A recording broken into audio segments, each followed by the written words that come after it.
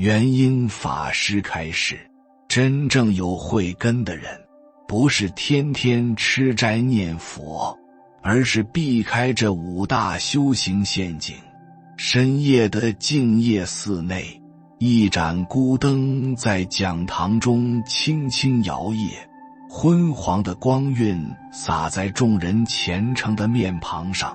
一位饱经沧桑的老法师端坐于法座之上，目光深邃而慈悲。他正为一群精进的修行人开示，以元婴法师的教诲为引，娓娓道来。诸位修行路上陷阱遍布，稍不留神便会落入其中而不自知。今日我为大家讲述元婴法师所警示的5大修行陷阱，望诸位谨记于心，时刻觉照。第1重陷阱，贪求神通。老法师声音低沉而慈悲，许多修行人在稍有禅定功夫后，便开始追求神通感应，或见光明，或闻异香，便误以为这是殊胜境界。然而元婴法师告诫我们，这些都是修行的歧路。金刚经云，若以色见我，以音声求我，是人行邪道，不能见如来。一位年轻行者恭敬问道，那我们在修行中若遇异象，该如何对待？老法师微微一笑答道，不取不舍，不喜不忧。若着意追求，便落入魔道；若惊慌躲避，又落入不畏。要如如来所教，见如不见，闻如不闻。第2重陷阱，执着清净。老法师继续道，许多人以为修行便是要远离尘嚣，躲到清净处去。他们厌恶喧闹，贪爱寂静，却不知这正是另一种执着。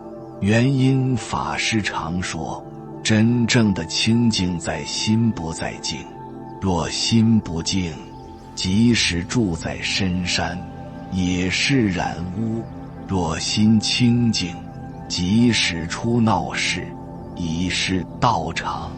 一位年轻的比丘合掌问道，那我们该如何在纷扰的世间修行？老法师目光温和，答道，要在顺逆境界中磨练心性，不被外境所转。世间的喧嚣纷扰，正是最好的修行道场。第3重陷阱，急求证悟。老法师语重心长地说，现代人追求速成，修行也不例外。有人听说某某几日便开悟了，自己也急着想证悟。元婴法师说，这是最危险的心态，欲速则不达，揠苗助长，反而坏了根本。一位求法者恭敬问道，修行究竟要多久才能开悟呢？老法师缓缓答道，悟不在时日长短，而在心机是否真切。所谓水到渠成，瓜熟蒂落，真正用功的人，不问何时成就，只管老实修行。第4重陷阱，傲慢轻施。老法师轻叹一声，如今网络发达，许多人可以轻易获取各种佛法资讯。有些人看过几本经书，听过几场开示，便自以为明了，不再依止善知识。元婴法师说，这是很大的误区，没有善知识的指导，修行人极易走错路而不自知。一位弟子问道：那应如何选择依止的善知识呢？老法师答道：要观察其是否解行相应，是否真实利益众生。依止后要真诚恭敬，老实听话，切莫以自己的知见去衡量善知识。第五重陷阱，懈怠放逸。老法师神情严肃，这是最普遍的陷阱。许多人在发心修行时很清醒，但过一段时间便懈怠了，或修行稍有成就，便开始放逸。元婴法师常说，修行如逆水行舟，不进则退，一旦放逸，前功尽弃。众人急切问道：如何保持精进不退？老法师答道：要时时意念无常，常怀惭愧心，做功课要定课定时，不懈不怠，更要有同修道友互相砥砺，共同进步。夜已深沉，月光透过窗棂洒落，禅堂内一片静谧。老法师做最后开示，这五大陷阱每一个都能让修行人功亏一篑。元婴法师特别强调，修行要在起心动念处用功，要有智慧觉照，不被这些陷阱所困。最重要的是保持谦虚谨慎之心，时时觉察自己是否落入陷阱中。记住，修行没有捷径，但也不会白费功夫。只要真实用功，老实修行，终能度过这些陷阱，到达究竟彼岸。禅堂内的大众陷入深深的思考，这些看似简单的道理，却需要在修行路上时时警惕，处处觉照。正如元婴法师所说，修行路上陷阱处处，唯有真实觉照，方能不坠深坑。老法师的开示如同一盏明灯，照亮了修行人前行的道路，也提醒着每一位追求心灵成长的人。在禅宗历史上，菩提达摩是一位极具传奇色彩的高僧，他将禅法东传，开创了中国禅宗。许多修行者把坐禅念经当作修行的根本，日日勤修苦练。可达摩祖师临终前说过一番话，让世人大惑不解。修行根本不在于外在形式，只要参透三句话，就能当下解脱生死。这三句话究竟是什么？为何能有如此神奇的力量？话说菩提达摩年事已高，欲知时日将至。那日他召集弟子们前来，准备传授最后的开示。众弟子围坐在达摩祖师身边，个个神情肃穆。达摩祖师扫视众人，目光最后落在二祖慧可身上。慧可当年为求法力血断臂的决心，至今让人敬佩。达摩祖师开口说道：我在少林寺面壁9年，传授你们各种修行法门，但修行的真谛不在于外相，不在于你们每日做了多少功课，念了多少经文，真正的修行在于明心见性。听到这一番话，弟子们都露出疑惑的神色。一位年轻弟子忍不住问道：师父，那我们每日诵经礼佛，打坐参禅，岂不是都白费功夫了？达摩祖师摇摇头，不是说这些都没用，而是不要执着于形式。就像有人每日吃饭，却不知道吃饭的目的是为了养生，修行也是一样，不要被表面的形式迷惑了双眼。慧可恭敬地问道：请师父指点，何为修行的真谛？达摩祖师说：我今天传你们3句话，参透了这3句话的人，立即就能解脱生死。众弟子听闻此言，顿时精神一振，全神贯注地聆听。达摩祖师缓缓道来：第1句，万法皆空，心即是佛。弟子们面面相觑，不明其意。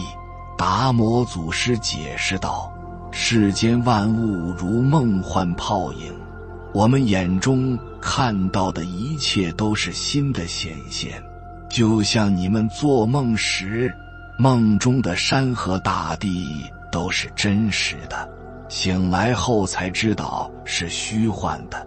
悟得心的本性就是成佛。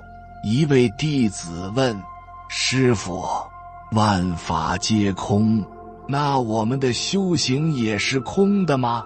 达摩祖师说：修行不是空，而是要明白空的道理。就像镜子本来清净，不需要擦拭，只要放下执着，本来面目自然显现。第2句，无住生心，随缘不变。慧可听到这句话，若有所思。达摩祖师继续说：心要像流水一样，不执着于任何境界，遇到顺境不贪恋，遇到逆境不抗拒，保持觉知的心，随着因缘变化而应对自如，就像莲花出淤泥而不染，处世间而不为世间所转。一位年长的弟子说：师父，这样岂不是对一切都无所谓了吗？达摩祖师答道：不是无所谓，而是要在变化中保持不变的觉性，就像太阳永远照耀大地，不会因为云遮蔽就改变本性。第3句，放下执着，当下即是。弟子们听得入神，但仍有疑惑。达摩祖师看出他们的困惑，说道：我们总是追求将来，回忆过去，却忽略了当下。放下对过去未来的执着，专注当下这一刻，你会发现生命的真相就在眼前。一位弟子问：师父，放下执着很困难，我们该如何做到？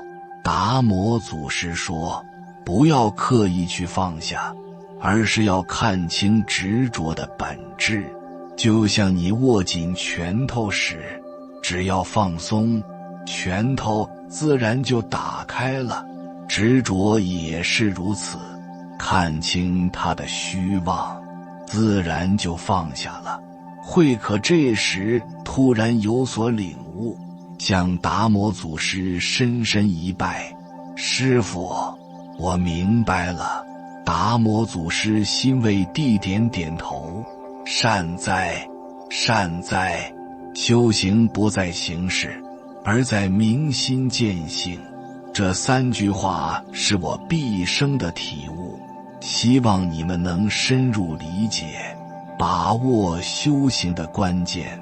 说完这一番话，达摩祖师闭目入定，弟子们见状，都静静地坐在一旁，回味师父的教导。过了许久，达摩祖师睁开眼睛，对慧可说：“我在世间的因缘将尽。”这3句话就是我最后的开始。记住，不要执着于外在形式，要在日常生活中体悟这3句话的真谛。慧可和众弟子听了，都流下感动的泪水。他们明白师父这是在交代临终遗言。达摩祖师又说：“我东来此土，为的就是传授这个道理。现在你们都已得到法要，我的使命也就完成了。”说完这番话，达摩祖师安详地合上眼睛，视线圆寂。弟子们遵照师父的遗愿，将这3句话作为修行的指南。后来这3句话在禅宗历史上广为流传，成为指导修行的重要法门。这3句话看似简单，实则蕴含了极深的佛力。万法皆空，心即是佛，教导我们要看破世间虚幻，认识心的本性，无住生心，随缘不变。告诉我们要在世间自在生活，不被境界所转，放下执着，当下即是。指出解脱的关键在于放下，活在当下。这些道理不是让我们消极避世，而是教我们如何在世间活得自在。就像古德所说：“饥来吃饭，倦来眠，平常心就是道。”只要我们能在日常生活中体悟这3句话的真谛，解脱生死就在眼前。达摩祖师的这一番开始，为后世留下了宝贵的修行指南。他告诉我们，修行的关键不在外象，而在于心的转化。只要能够参透这3句话的深意，在生活中实践，就能获得大自在的真正的解脱。有缘人，修行的意义在于解脱轮回的束缚，同时能够去除那些如影随形的痛苦与烦恼。轮回如同一个无尽的循环，将我们困在生与死、得与失、苦与乐的交织中，无法真正获得自由。而修行的目的正是从这种循环中跳脱出来，不再被外在的境遇所左右，也不再被内心的执念所困扰。当我们真正能够解脱轮回时，痛苦与烦恼自然也会烟消云散。痛苦往往源于我们对欲望的执着，对失去的恐惧，或对未来的焦虑，而烦恼则像一层厚重的迷雾，遮蔽了我们内心的清明。修行的过程就是逐渐放下这些执念，学会以平和的心态面对生活中的起伏。当我们不再被这些负面情绪所牵绊，内心便会变得宁静而安定，如同一潭清澈的湖水，映照出生命的本质。这种内心的平和与安定，不仅会带来精神上的解脱，也会对身体产生积极的影响。科学研究早已表明，情绪与健康之间有着密不可分的联系。长期的焦虑、愤怒或悲伤会削弱免疫系统，导致各种疾病的发生。而愉悦平和的心态则能促进身体的自我修复与调节。当我们通过修行摆脱了痛苦与烦恼，心情自然会变得轻松愉快，身体的健康状况也会随之改善。心情好了，身体的能量流动更加顺畅，修行力增强，健康自然不容易出现问题。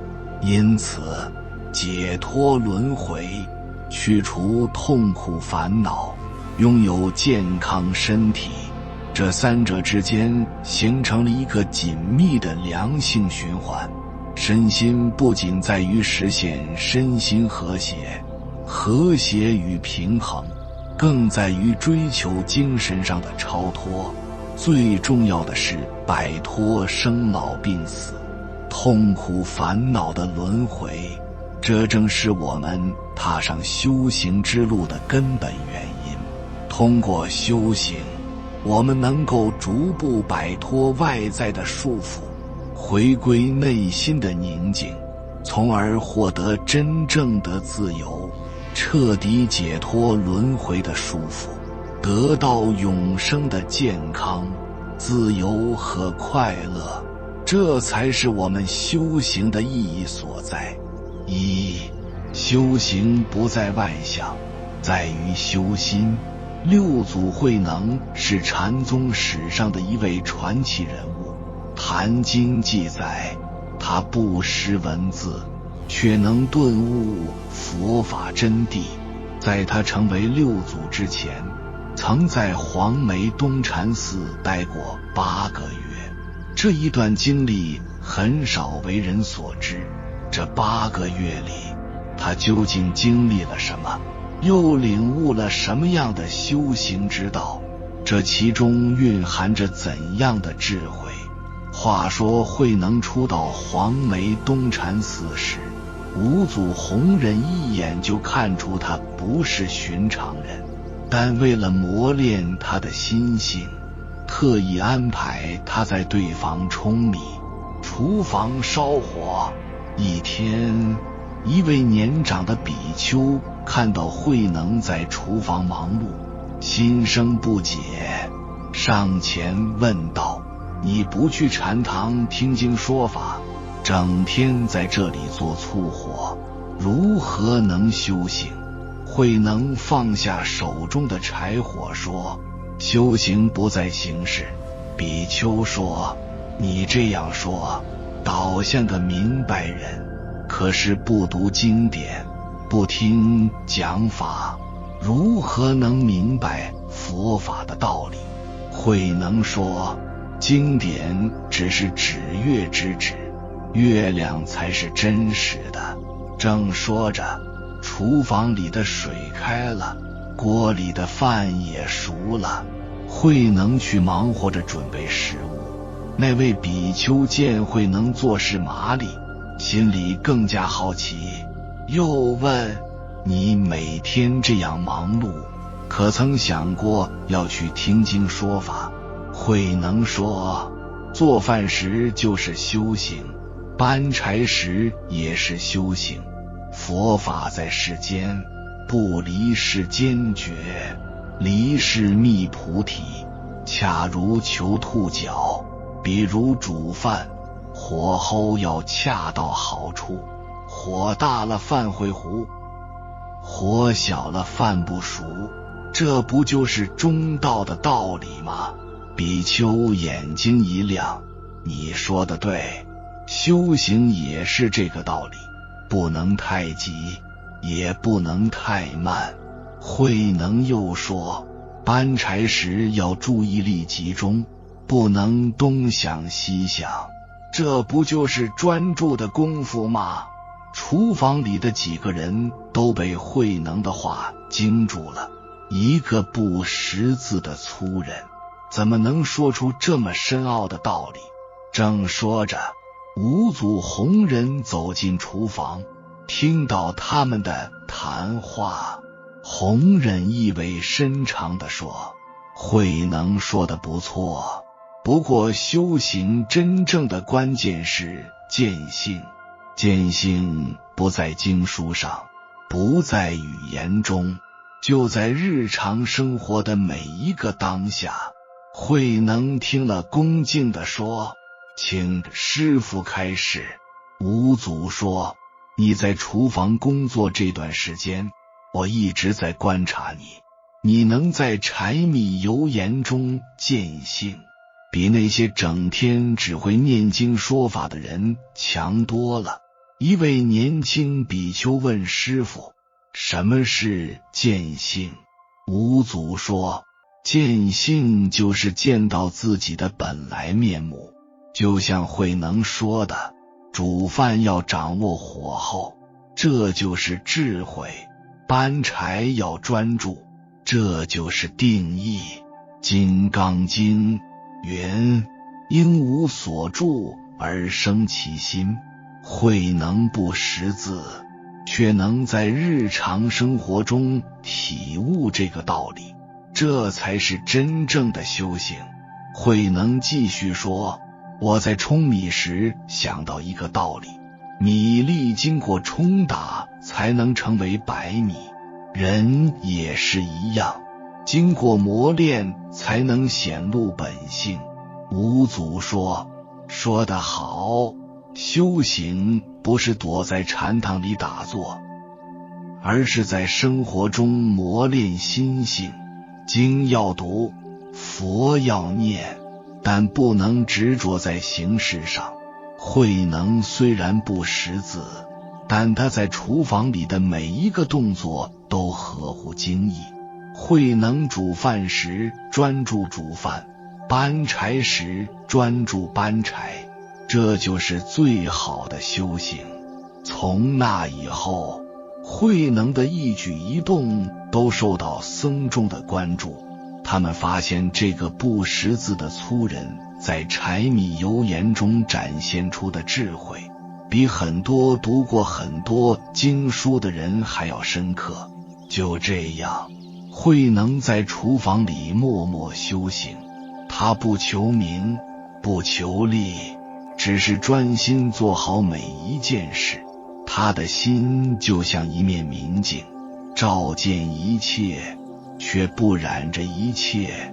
一位老修行感叹道：古人说平常心是道，慧能做到了。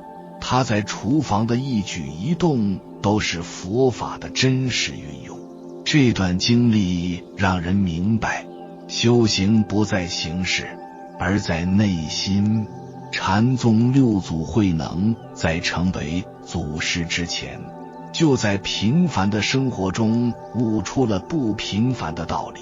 正如《坛经》所说，佛法在世间，不离世间觉。真正的修行就在日常生活的点点滴滴中。这一段鲜为人知的经历让我们看到，修行的真谛不在于外表的形式，而在于内心的觉照。就像慧能在厨房里展现的那样，真正的智慧就在柴米油盐的日常生活中。每个人都可以在自己的岗位上修行，关键是要像慧能一样，把心安住在当下，在平凡中见性，在日常中觉悟。这就是六祖慧能留给后人最宝贵的修行智慧。而平常心是道的修行方法，在禅宗历史上，百丈怀海禅师以其平常心是道的简单教法，为后世之人点亮了一盏直指本心的明灯，开启了一条简单本质的修行大道。他常言平常心是道，词语看似平淡如水，实则蕴含着禅修的最高智慧。在清幽静谧的百丈山上，曾有一位初来乍到的学人，怀揣着对道的深深困惑，向正在劳作的百丈禅师请教如何是道。百丈禅师正在劈柴，听闻此问，他缓缓放下手中的斧头，神色平和地答道：饥来吃饭，困来睡觉。学人听闻，一脸茫然，心中满是不解，这不过是再寻常不过的人之常情，怎会是高深莫测的道呢？百丈禅师微微一笑说：道虽是平常之事，然而真正能做到的人却是少之又少。百丈禅师进一步阐释道：平常心，即不造作，不伪装，不执着，不排斥，这4个不剖析了平常心的本质内核。平常心犹如那山间清澈的溪水，自然而然地流淌，无需刻意去执着方向，控制流速，又仿若夜空中皎洁的明月，高悬天际，洒下清辉。它是一种顺应自然，回归本真的心境。曾有一次，一位修行多年的老僧慕名而来，满怀愁绪地向百丈禅师倾诉自己多年来用功极为勤勉，每日早晚虔诚礼佛诵经，从未有过丝毫懈怠，然而却总感觉修行不得要领，难以触及那至高的道。百丈禅师听闻，温和地询问：你平日里具体是如何用功修行的呢？老僧如实答道：便是每日坚持早晚礼佛诵经，一心精进，不敢有丝毫放松。百丈禅师微微点头，而后缓缓说道：你若能适时放下这些刻意的修行形式，或许反而更容易体悟到你这般用功过于执着于外在的修行表象了。真正的修行并不在于这些形式上的忙碌，而恰恰蕴含在平常的心境之中。平常心是道的修行要领，涵盖了几个至关重要的方面。其一，道不离日常生活。在许多人的认知里，修行似乎总是与一些超凡脱俗、与众不同的行为紧密相连。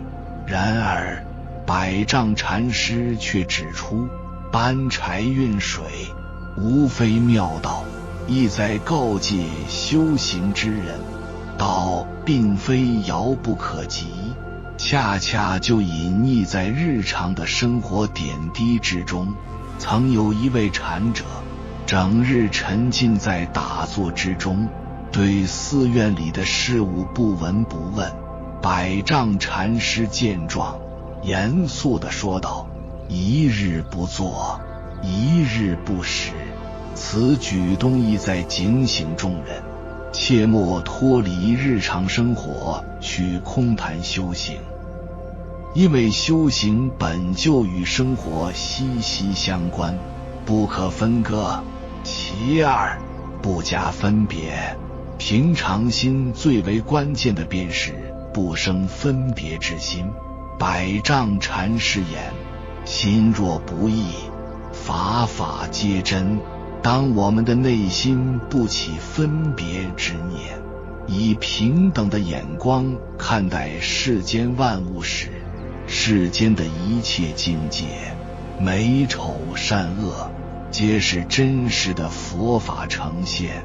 这就如同温暖的阳光普洒大地，无论山川河流、草木瓦石，皆能平等地沐浴在其光辉之下。太阳从不因对象的不同而有所差别。其三，随缘自在。百丈禅师特别强调，饥来吃饭，困来睡觉，一切随缘，不必强求。这种顺应自然、随遇而安的态度，正是平常心是道的生动体现。在具体的修行实践过程中，百丈禅师也向修行人提出了诸多需要留意的要点。首先，切勿刻意追求特殊境界。在修行的道路上，有些人总是满心期待能够见到奇异的光明，获得神秘的感应，或是拥有超凡的神通。然而，百丈禅师明确指出，这些皆是执着于外在表象，并非修行的究竟之道。真正的修行其实就蕴含在日常生活点滴之中，而非追求那些虚幻的特殊境界。第二，不可落入枯寂之境。有些人错误地认为平常心便是虚无、消极。对此，百丈禅师纠正道：平常并非意味着消极，而是一种生机勃勃、充满活力的状态，在日常生活的每一处都能体悟到真实的佛法。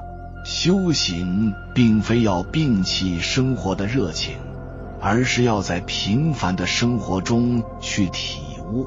第三，不要执着于修行相，执着于修行所呈现出的相状，反而会成为修行悟道的阻碍。在日常生活中，无需刻意寻觅专门的修行时机，因为工作本身便是绝佳的修行道场。正如百丈禅师所说，终日茫茫，未尝忙着。若能以平常心对待工作，在忙碌的事物中修炼内心的平静与专注。第四，在复杂的人际关系里，我们要始终保持平常心，不攀附权贵，不嫌弃卑微，以一颗平等心去对待身边的每一个人。第五，面对人生顺境不沾沾自喜，遭遇逆境不忧愁焦虑，得失随缘，无喜无忧。日常生活中，我们应时时关照自己的起心动念。吃饭时就专注于饭菜的滋味，感受每一口咀嚼的美好。工作时就全身心投入到工作中。平常心看似平常无奇，实则是最为上乘的修行法门。道是平常心，若离平常心，别无特别法。正如百丈禅师所言，心地若空，慧日自现。当我们的内心清净、无助、安定，智慧的光芒便会自然显现，引领着我们走向解脱自在的彼岸。三，末法众生修行的最大障碍是执于表象。在《大般涅盘经》中记载，那是佛陀涅盘前的一个傍晚，居士那城外梭罗双树间，佛陀安详地躺在金缕衣上，众多弟子围绕在他身边，悲伤的气氛弥漫在空气中。阿难尊者站在佛陀身边，眼中含着泪水。世尊，我有一个问题一直萦绕在心间。阿难尊者跪在佛陀身边，声音有些哽咽。佛陀睁开眼睛，慈悲地看着这位亲近自己多年的使者。阿难，你说吧。世尊，您常说正法像明灯一样照亮众生的心田，可是在末法时代，众生愚痴，邪见炽盛，我担心未来的修行人会走上歧途，请世尊开示，末法时代的修行人最容易犯什么过错？佛陀的目光变得深邃，仿佛看穿了时空的阻隔，望见了遥远的未来。他缓缓说道：难，你这个问题问得很好。末法时代的修行人最容易陷入的一个习惯，就是执着于表象，而忽略内心的绝招。佛陀讲述了一个发生在焦萨罗国的故事。有一位名叫善慧的比丘，他每天都在精舍里诵经礼佛，修持极其精进，从不懈怠的他在僧团中很受尊重，许多人都称赞他是一位真正的修行人。一天，精舍来了一位游方的老比丘，这位老比丘看到善慧的修行方式后，面露忧虑。他对善慧说：年轻的比丘，你的精进令人钦佩，但我看你修行中有一个重大的问题。善慧听了很是不解：尊者，我每天诵经拜佛，持戒精严，有什么问题吗？老比丘说：你太着重外在的修行形式了，诵经是好事，但你有没有思维经中的义理？礼佛是好事，但你礼拜时的心在何处？持戒是好事，但你持戒时有没有关照内心的起心动念？善慧听了这番话，陷入了沉思。他回忆起自己这些年的修行，确实都在追求外在的形式。诵经时只顾着快速念完，礼佛时心里想着要完成定额，持戒时只关注不犯戒相，却从未真正关照过自己的内心。老比丘见善慧有所领悟，继续开示：佛法如大海，外表的波浪只是表象，真正的珍宝在海底。修行也是如此，外在的形式是方便法门，但若不能反照自心，终究只是在海面上漂浮。善慧听了这番话，如梦初醒，他开始改变修行方式，在保持日常功课的同时，更注重关照自己的内心。每当诵经时，他会细细体会经文的含义；礼佛时，他会专注当下的身心状态；持戒时，他会观察内心的念头变化。经过一段时间的修行，善慧的境界有了很大的提升。有一天，他在禅定中看到了本性，证得了出果。讲完这个故事，佛陀看着阿难说：善慧的经历正是未来修行人的一面镜子，很多人会像他最初那样，把全部精力都放在外在的形式上，以为完成了定额的功课就是真正的修行。阿难若有所思地点点头：世尊，我明白了，修行重要的是心的关照，而不是止于表象。佛陀的脸上露出了一尾深长的笑容。难，这个执着表象的习惯会让修行人产生3种重大的过错。第一，会让人产生我慢心，他们会以为自己做了很多功课，就是真正的修行人，看不起别人，这是入道的大障碍。第二，会让人落入邪见。有些人会认为只要表面上做得好就够了，不知道真正的修行在于转化内心，这样很容易被外道所惑。第三，也是最严重的，会让人错过真正的解脱机会。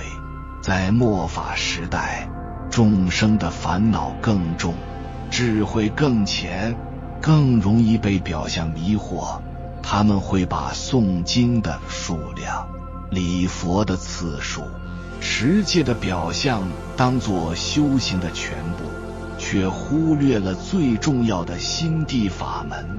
这就像是在建造一座大楼，只顾着装修外表，却忽视了地基的牢固。看上去很漂亮，但经不起风雨的考验。就像《金刚经》所说，一切有为法，如梦幻泡影。外在的形式都是有为法，都是梦幻泡影。只有真正的智慧觉照，才能见到诸法实相。末法时代的修行人要时时提醒自己这一点，不要被表象所迷惑。佛陀最后说道：难，你要把这个道理传下去，告诉未来的修行人，不要只做表面的修行，要真正用心，就像磨镜一样，外表在光洁，如果镜面不明，又怎能照见本来面目？修行也是如此，外在的形式在完美，如果内心不清净，又怎能见性成佛？阿难恭敬地接受了佛陀的教诲，将这些话铭记于心，这成为了他日后教化众生的重要开示之一，也成为了末法时代修行人的重要指南。正如《楞严经》所说，因地不真，果招迂曲。修行的根本在于内心清净的，而不是外在的形式。有缘人，感谢你看到最后。如果今天的影片对你有所帮助，请按个赞给我响应，回复修心2字，愿你能早日明心见性，见到天地，见到众生，最终见到真实的自己。还没有订阅频道的，请点击右侧的订阅按钮，与我们建立更深的连接，随缘加入会员，与同频之人共修福报，随喜转发，传播善知识，功德无量。